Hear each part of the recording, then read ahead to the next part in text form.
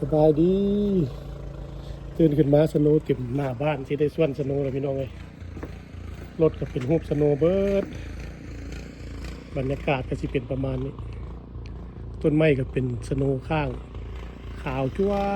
ใบไม้แห้งต้นไม้แห้งวันนี้สโนว์ข้างป่านว่าดอกสโนว์สีขาวเลยพี่น้องเลยรถก็เป็นรูปสโนว์เบิร์ดสโนว์ปกไว้เบิร์ดเลยเมื่อคืนนี่เบิร์ดคืนสโนว์ตกเศร้านี่ใครแน่บางนิดหน่อยนึงตอนนี้ข่อยก็กำลังสิส่วนสโนว์ออกจากหน้าบ้านบรรยากาศก็จะเป็นประมาณนี้นี่ก็วันที่เดือน11วันที่30ปี2025เมื่อคืนนี้ปรากฏว่าตกแห้งหลายเบิ่งเอาพี่น้องไว้หน้าบ้านข่อยเต็มเบิดทางเขานี่ก็ได้ คือได้ถึงเพียงเกือบเพียงหัวเข่าพี่น้องเบิ่งนี่บ่อนนี่กายของเขานี่บ่นี่ต้นไม้หน้าบ้านข่อยก็สิเป็นประมาณนี้เต็มหมดแล้วพี่น้องในปีนี้เริ่มตกมานี่2-3 มื้อมานี่เมื่อคืนนี้มันเล็งเบิดคืนเลยบรรยากาศก็สิเป็นประมาณนี้ส่วนสโนว์กันด้วยพี่น้องเด้อลงกระลาดไปรถดูดหญ้าข่อยก็อยู่ในพี่รถดูดสโนว์ข่อยบ่ได้ติดจักรทดลองลงเหมือนกันมันเก่าหลายละมื้อนี้ละสิได้ติดจักรทดลองดูโอ้ยส่วนสนุกกันเลยพี่น้อง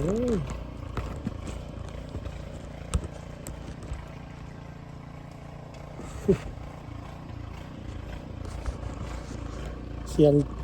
จักดูดสนุกข้างบ้านเขาเจ้ากำลังดูดสนุก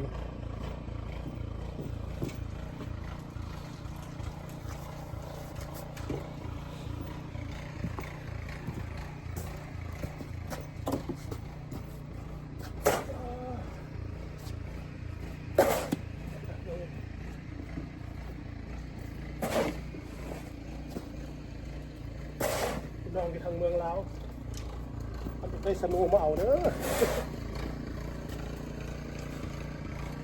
หิมะนะพี่น้องเอ้ยคำบ้านเขาก็ว่าหิมะอันนี้มันเป็นสนุกสีขาวเลยเป็นหิมะสีขาวเลย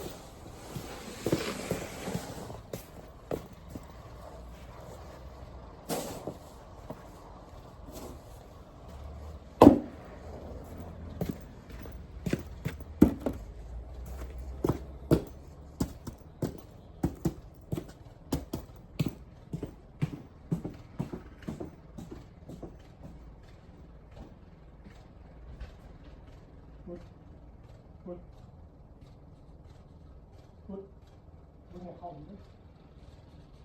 ผมก็จะลงกับที่ตั้งรถได้อยู่บนหัวเขาผมพอใจเราเรื่องพอใจเราเรื่อง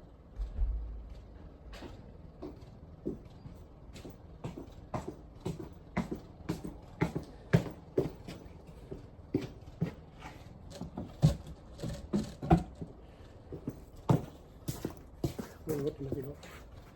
รถรถหนานะรถหนาพี่น้องเลย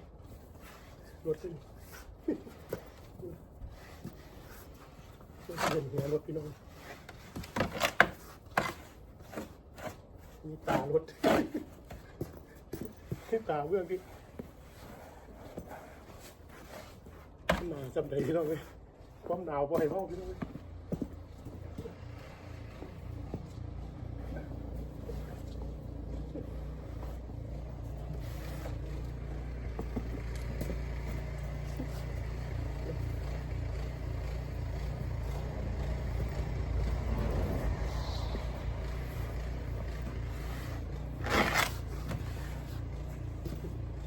ติดจังรถอยู่ที่น้องเลยส่วนตรงนี้เป็นส่วนทางที่ไปติดจังรถกัน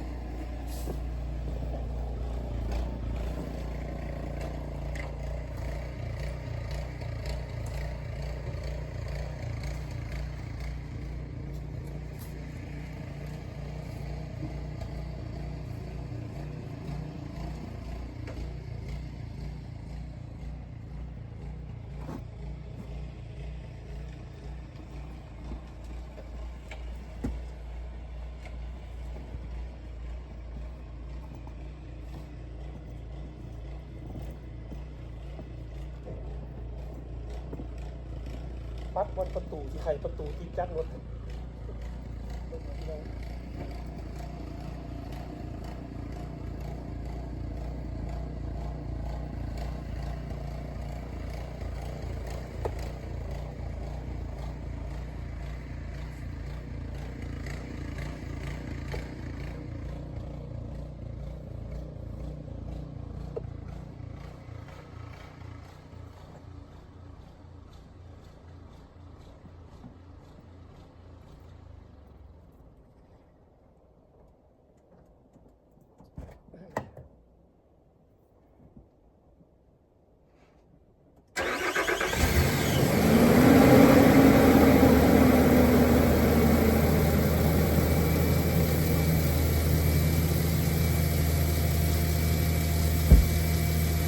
จับแล้วพี่น้อง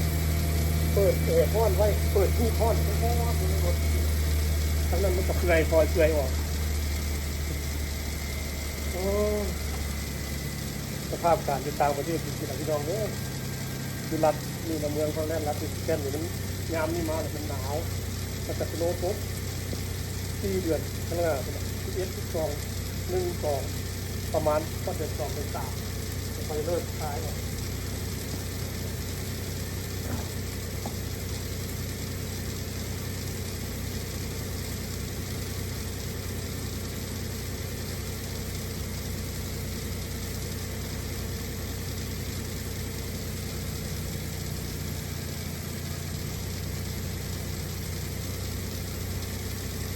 ผู้ใดบ่มักหนาวผู้ใดมักหนาวเรามาอยู่รัฐนี้แหละพี่น้องถ้าผู้ใดมักร้อนเราก็ได้อยู่ก็ได้หนาวละร้อนจะอยู่ที่มา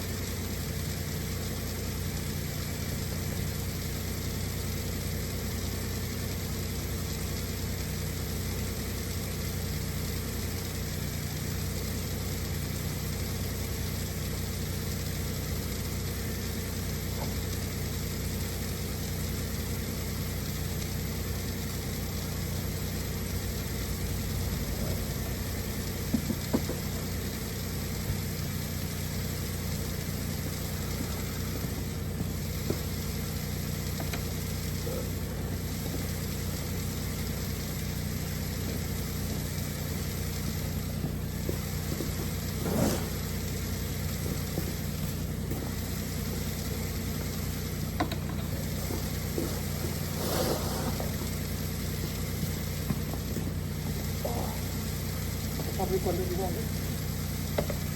พี่น้องเบิ่งต่อคิดต่อไปคลิปนี้เอาคำนี้ก่อนหนาวลายพี่น้องไม่ใส่หมวกพกหูไว้มันเย็นหูเรื่องบรรยากาศรอบๆอีกบ้านหนึ่งติดรถละที่คอยกวดสโนว์ออกรถคันนี้กับที่คอยกวดออก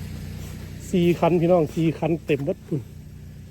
แคมรี่น้อยคอยกับอยู่พุ่นอันนี้รถเก่งนี่ก็อยู่นี่